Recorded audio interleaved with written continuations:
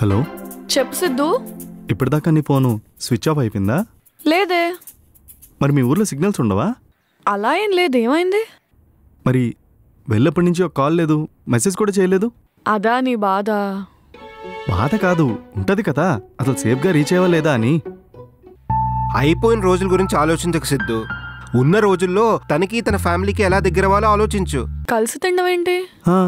మరి ఈరోజు ఇదే కదా మన ఫుడ్ డేట్.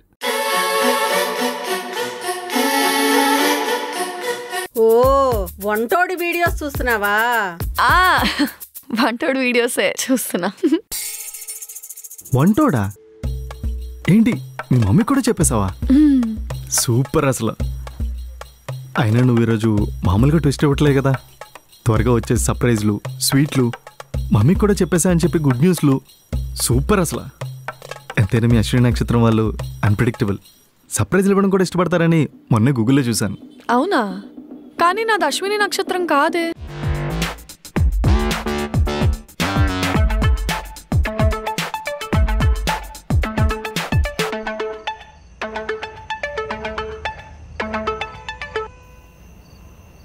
ముందు మూర్తిగాడికి చేద్దాం.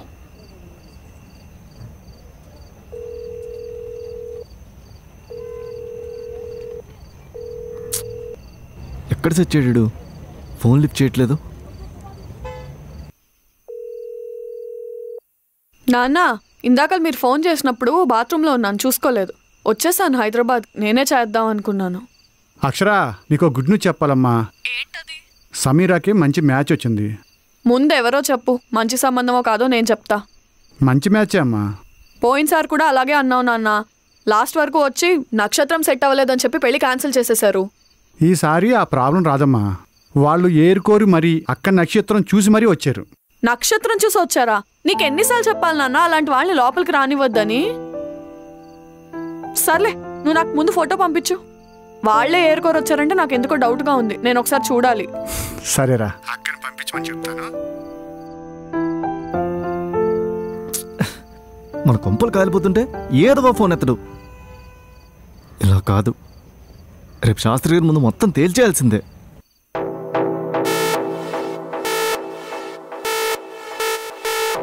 ఏంటి అప్పు వసూలు చేయడానికి వచ్చినట్టు నిల్చున్నారు ఇద్దరు?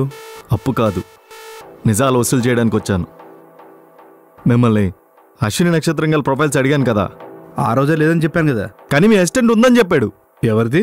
అదే గురువుగారు, మీరు చూపిందామని ఆగిపోయిన అమ్మాయి అక్షర. అది అక్షర కాదు కదా, సమీరా. అలా ఎలా కుదురుతుంది? నాకు అక్షర అని చెప్పింది పేరు. ఆ రోజు పెళ్ళి అయిపోయింది అక్క సమీరాకు. ఆ పెళ్లి సెట్ చేసింది నేనే అని చెప్పి నాతో గొడవ పడ్డానికి వచ్చింది అక్షర. ఇప్పుడు క్లియర్గా అర్థమైందే? బాగా క్లియర్గా ఉంది. ఏమైంది? లేదా సిద్ధు, ఎప్పటిదాకా మా గురుగారికి ఎంత ఖర్చు పెట్టావు?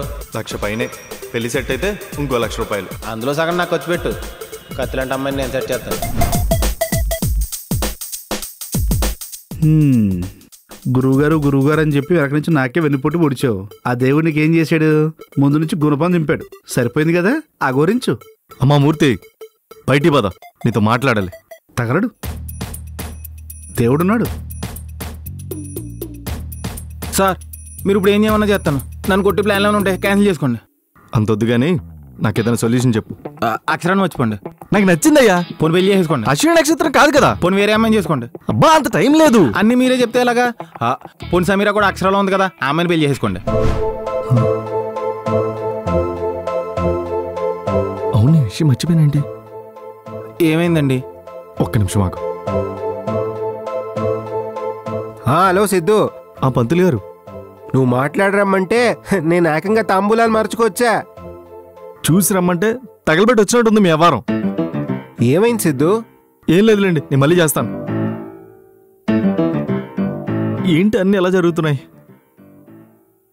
అమ్మో, ఈ విషయంగా అక్షరాకి తెలిస్తే ఏంటి సమీరా ఇది?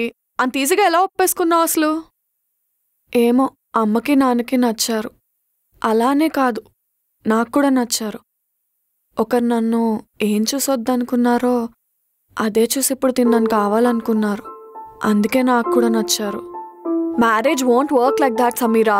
ఈ పర్సన్తో వేరే విషయంలో డిఫరెన్సెస్ రావచ్చేమో కదా. అయినా అదే కాకుండా అస్సలు పరిచయం లేని వ్యక్తితో పెళ్లి దాకా ఎలా వెళ్ళిపోతావు? మరేం చేయమంటావు? నేను కూడా పెళ్లికి ముందు నీలాగా ఆ పర్సన్తో ట్రావెల్ అవ్వాలా? నా వల్ల కాదు అలాగా.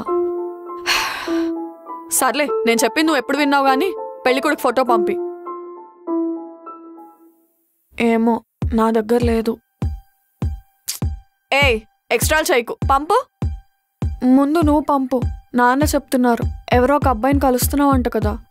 నాదయ్యాక నీ పెళ్ళే అని చెప్పారు. అవన్నీ ఎందుకు? ముందు నువ్వు పంపించు. ముందు నేను పంపించమన్నానా? సరే, ఇద్దరం ఒకేసారి పంపించుకుందాం.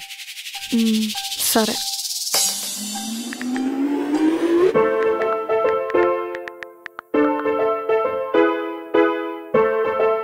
చూడు,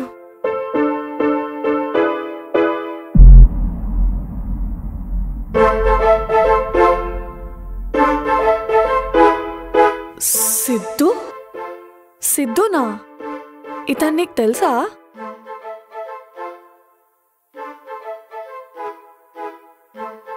నిన్న సంబంధం అడగడానికి వచ్చింది తినేనా? ఆహా, తను రాలేదు, ఎవరో పంతులు గారు వచ్చారు. చిన్నప్పటి నుంచి తన గార్డియన్ అంట. ఆయన వచ్చి మాట్లాడారు. నీకు సిద్ధు తెలుసా? He's a very good friend. ఓ, మంచివారేనా? నేను మళ్ళీ చేస్తా సమీరా. అరే ఏంటో ఇది.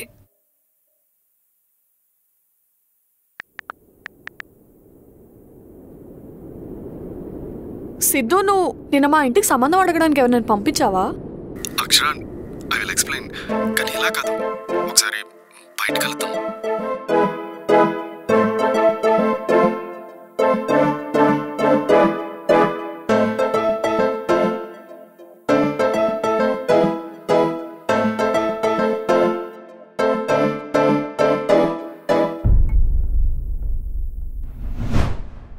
మీరు వేసుకున్న అవుట్ఫిట్కి మెడలో ఆ మాల్కి సెట్ అవ్వలేదు. అది నార్మల్గానే వేసుకున్నారా?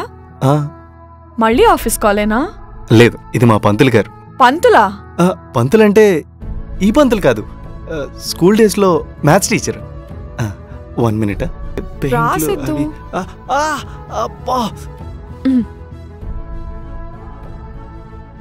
చూసి నేనే అనుకున్నావు ఇది నేను కాదు, మా అక్క సమీరా. మా ఇద్దరం ట్విన్స్. అది నాకన్నా ఒక ½ an hour ముందు పుట్టింది.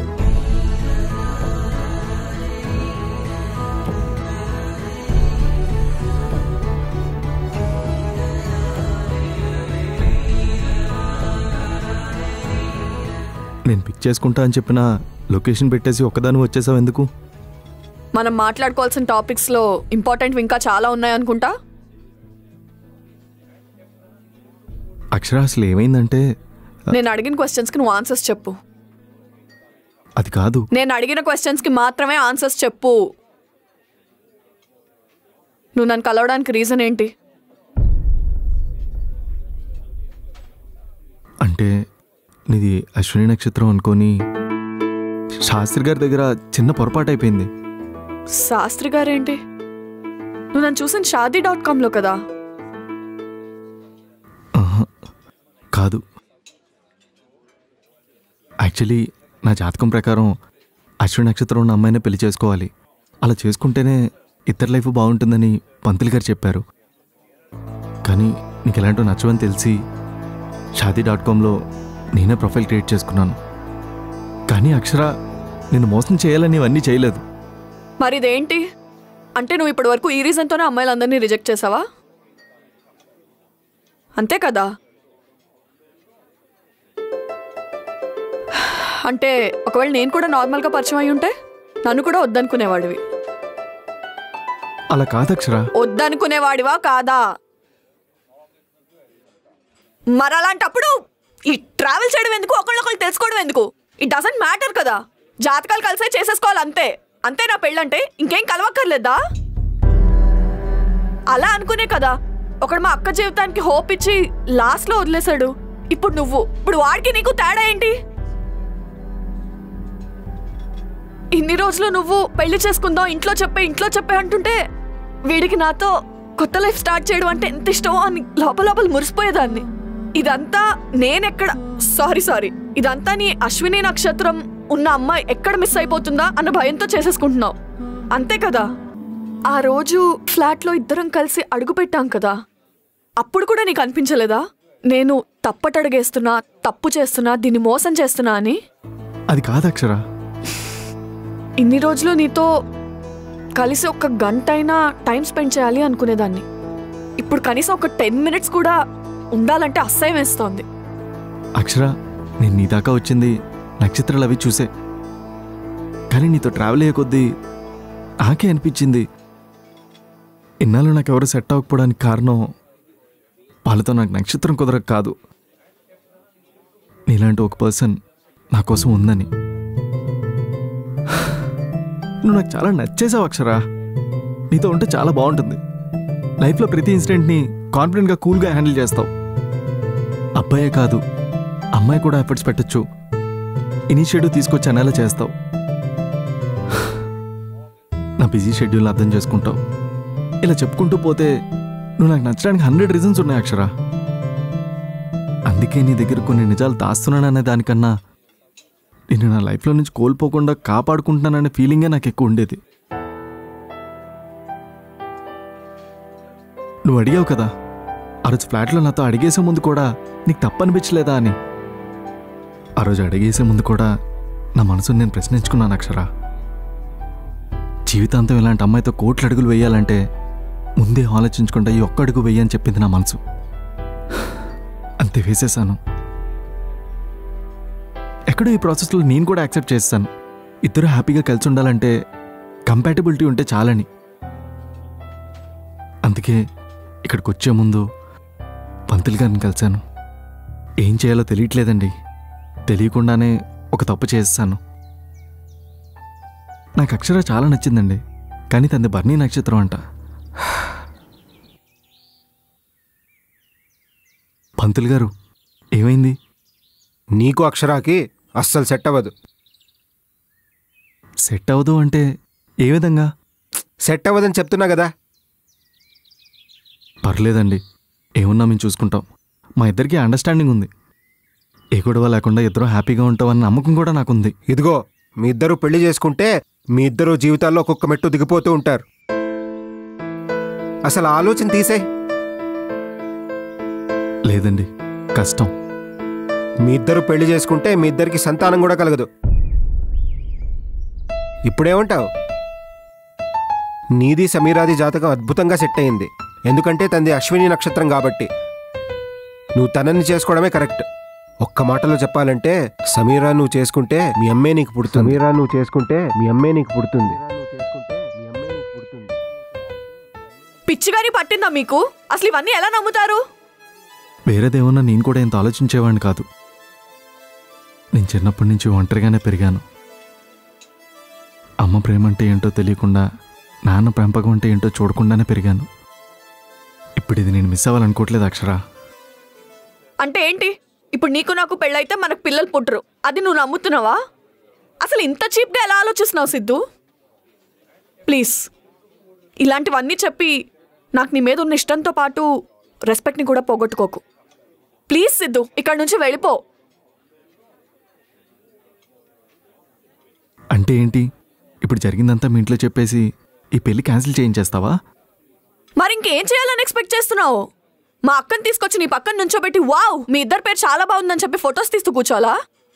నువ్వు నా లైఫ్లోనే ఉండవంటే ఫ్యూచర్లో మా ఫ్యామిలీలో ఉంటూ మా ఇంట్లో ఒక్కడిగా ఉంటే నేను ఎలా తట్టుకోగలుగుతా అనుకుంటున్నావు? అసలు ఆలోచిస్తున్నావా? నీ లైఫ్లోంచి, నీ థాట్స్లోంచి నన్నే కాదు మా అక్కని మా ఫ్యామిలీని కూడా డిలీట్ చేసేసిద్దు ప్లీజ్.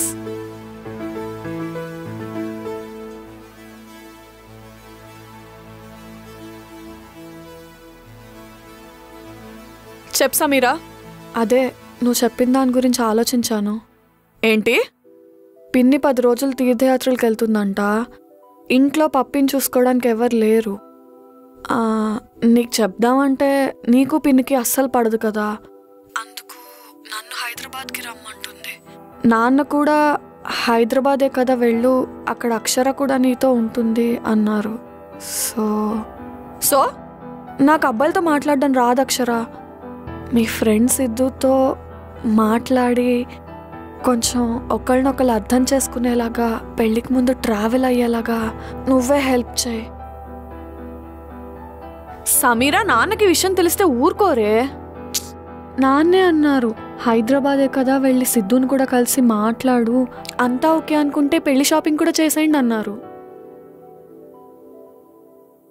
నాన్న రేపు ఉదయం 10ంటికి బస్ బుక్ చేశారు.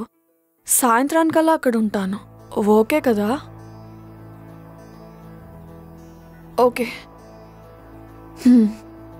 బాయ్.